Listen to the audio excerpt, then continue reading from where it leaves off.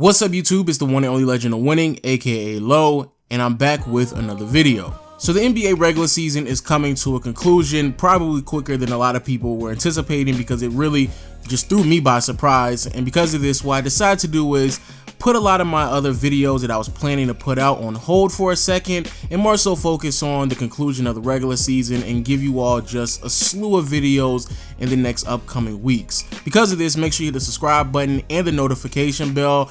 And on my first video wrapping up the season, what I decided to do was stay positive and give you my 4 biggest surprises of the 2017-28 season. If you feel like I missed anything, you can always leave it in the comment section below.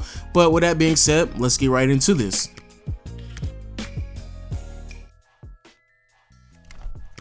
Entering the NBA season, there was a lot of questions for the Portland Trail Blazers and the type of success to expect from them this year as they struggled to make the playoffs last year with a 500 record. Many people were asking, can Dame and CJ coexist with one another? Do they have enough help on the roster, especially coming off of the bench? And defensively, where can we expect someone to step up at an elite level? And oddly enough, at the end of the season, not only are all those questions answered, but this team is way better than I think a lot of people were expecting as they are on pace to win 50 games.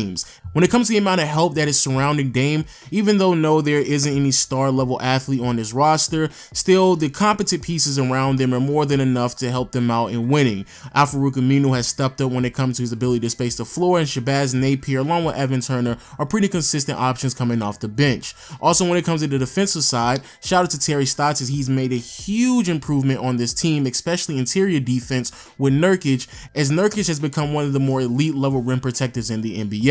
And we look at the Portland Trail Blazers only allowing 42 points in the paint, which is comparable to the Utah Jazz with Rudy Gobert, and OKC with Steven Adams. You can immediately throw Nurkic, or potentially at least for years to come, throw Nurkic in that same conversation. But when it comes to Dame and CJ, and we all know those are the 2 stars on this roster, they are working out completely fine. In the beginning of the season, I definitely was concerned about Dame as he has his struggles, but CJ was able to weather the storm until Dame came around and came back from his injury. And over the last month and a half, Dame has been on fire and has been a huge reason why they have propelled themselves to be one of the better teams in the NBA, especially in the Western Conference, as they have snagged the 3rd seed in a tough West. So when it comes to this team, there were definitely a lot of questions, but the fact that they've been able to rise to the occasion is pretty impressive from a team that barely made the playoffs last year and has made massive improvements on the defensive end.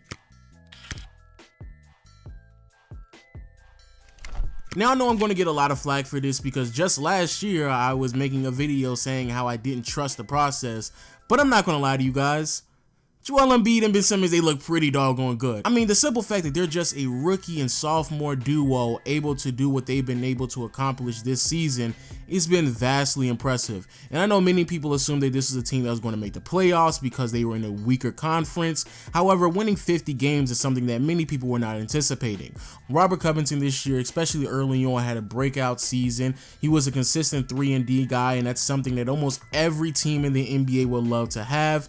And then we have Dario Saric, who I have consistently stated that I'm a huge fan of, having someone who's a little bit older on an extremely young team, having the ability to handle the ball, so all of that responsibility isn't put on Ben Simmons, while also having someone who's crafty enough to work inside, so Joel Embiid can be given some breaks offensively. And as a unit, this team was one of the better defensive teams in the NBA. Also, I have to give a massive amount of props to Brett Brown, someone that I still question to this day, but he still has been able to work this out with 2 players that are not that great shooters. And speaking of both of those players, Ben Simmons, I know a lot of people don't want to hear this, and I'm a Donovan Mitchell fan, so I'm just be completely upfront and honest with you all, but still, he is the rookie of the year this season. And I know people love to make this argument that, well, technically speaking, he's not a rookie, but he didn't play last year and we all know the rules. But nevertheless, even if you don't believe he's a rookie, the fact that he's been able to come on this team and have an impact so early on in his career is something that only all-time greats are able to do. And then on the other hand, we have Joel Embiid, who I've always been up and down on, but this year, just so we can stay positive, I'll speak pretty positively about him. Joel Embiid this year the post is his world. Like in today's league, there's just no one in the NBA who can consistently guard Joel Embiid, and that's something that I would love to see him dominate more. This year he struggled from behind the arc, so I highly advise just don't even worry about that, especially in the postseason when, again, there's not going to be anyone who can stop you. When it comes to rebounds, he grabs him at an elite level, especially for the amount of minutes that he's plays. But the defensive end is something that I think a lot of people we were anticipating, but this is getting a little out of hand. Defensively, this guy is just remarkable. I would still love to see him be a little bit more active on the pick and roll, but the rim protection is already there, and which is a huge reason why many people are trying to make a case that he should win Defensive Player of the Year, which is really, really scary. And so I guess when you get Ben Simmons, who's arguably having the best rookie season since Kevin Durant or LeBron James, and then you add that with Joel Embiid, who is easily one of the most skilled big men in the NBA on both sides of the floor, and you add that with a whole bunch of young players and veterans on the roster, I guess 50 wins is something we should have been expecting entering the NBA, but crazy enough, very few people were expecting this, which is a huge reason why I just have to put them on this list.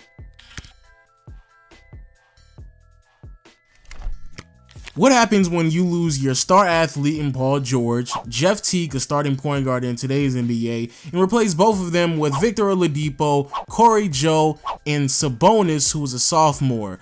You should more likely get a lottery pick because that's what a lot of people were expecting from the Indiana Pacers, but oddly enough, this team is in the playoffs, and it's very surprising how well they've been able to turn this team around in such a small amount of time. And not only is it impressive that the Indiana Pacers are winning a significant amount of games and are on pace to win around 48 this year, but it's impressive on how they're able to win. This organization that is top 10 in offensive rating, and you would assume that a team that's top 10 in offense, especially in 2018, would be raining down from threes. However, this is an organization that is one of the worst three-point shooting teams, or at least a team that makes the least amount of three-pointers in today's NBA, only converting 9 of them on a game-to-game basis. I have to give a huge shout out to Nick McMillan because he's been able to really orchestrate this offense and be able to make that transition from PG to Victor Oladipo. Also, I got to give a huge shout out to a lot of the players on this roster that go underneath the radar. Miles Turner, Corey Joe, Darren Collins, Thad Young. They are all players that have the ability to space out the floor, but because of their high basketball IQ, they found other ways to be effective instead of just raining down threes or at least chucking them, even though they're probably not going to make it. And also, speaking of these players, shout out to Sabonis, a player who was in a really bad situation last year, and I'm happy he's been able to find his way on another team. He's been a consistent 11.8 rebound player coming off the bench, only playing 24 minutes. That is astonishing. But as we all know, Victor Oladipo is the star of this team, and I'm pretty sure you all were expecting this, but, you know, I told you so. Victor Oladipo throughout his entire career has been a great player, but due to circumstances outside of his control, he has been utilized incorrectly. And now with the Indiana Pacers, he's been given the opportunity to not only control the offense, but defensively be the type of player that I've always been expecting out of him as well, as he's been a consistent 24-point scorer on great shooting splits, and right now he is leading the NBA in steals. And hopefully this continues to go on for years and years to come, because I believe more people need to be recognizing how great of a player Victor Oladipo is and has been throughout his entire career. But if not, at the bare minimum, we can at least celebrate what this team has done after losing their star athlete in Paul George, moving on from Jeff Teague, and not too long ago moving forward without Frank Vogel as well, because I don't think anyone was anticipating this type of success.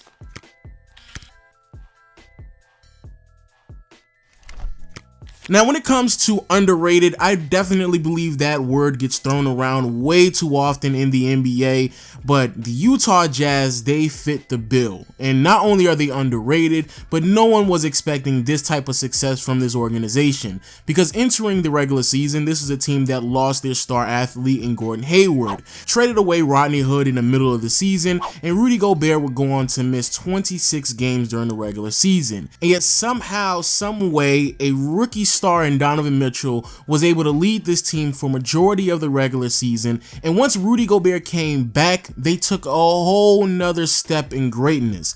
because since January, which is around the time Rudy Gobert came back and Donovan Mitchell was a full-time starter, record-wise, this is easily one of the top teams in the NBA. Offensively, they've been able to find their pace and actually be a consistent offensive team since January as well. And defensively, they have been historically one of the better teams in the last 10 to 15 years. We're talking about in 2018, where teams are just shooting threes willy-nilly, and every team is scoring well over 105 to 110 points on a night-to-night basis. The Utah Jazz have been able to hold their opponent to under 100 points. And so, like I stated before, when it comes to being underrated, again, a term that people throw out way too frequently, Quinn Snyder is easily one of the most underrated coaches in the NBA. The way he's been able to consistently revamp this roster over the last 6 to 8 months after losing Gordon Hayward, then trying to implement both Rodney Hood and Donovan Mitchell with one another, and then turning around, implementing Rudy Gobert into their offense and their defense. The fact that not only have they been able to stay afloat during that stretch, but been coached to an elite level defensively. Again, Quinn Snyder is the definition of underrated. And when you look at a lot of other players on this roster, not only do you have Donovan Mitchell, who, even though I don't believe will win Rookie of the Year, is easily having one of the better rookie seasons that we've seen over the last 5 to 7 years. Not only that, Rudy Gobert, if he had played, 10 more games, would easily win Defensive Player of the Year, but people don't really want to admit it. And then you have players like Joe Ingles and Ricky Rubio, who have been going underneath the radar for their contributions. This team, the fact that they are an elite level defensive team, and in my opinion match up fairly well with a lot of other teams in the Western Conference playoffs, I can safely say no one was expecting this. And with that being said, people, please let me know what you think about my list in the comment section below, and I'll see you all hopefully tomorrow with my top 4 most disappointing teams in the NBA this year. And with that being said, I'll see you all next time. Peace.